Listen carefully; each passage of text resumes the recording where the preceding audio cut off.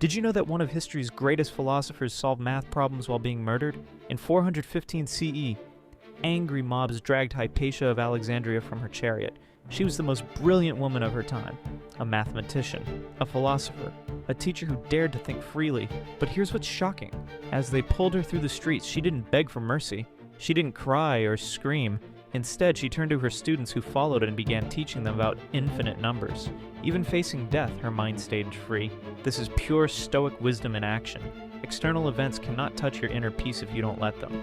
Hypatia understood something most people never learn. Your thoughts belong to you. Your knowledge belongs to you. No mob can steal that. They destroyed her body that day.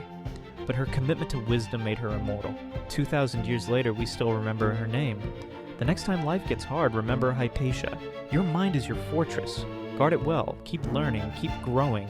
That's how you win.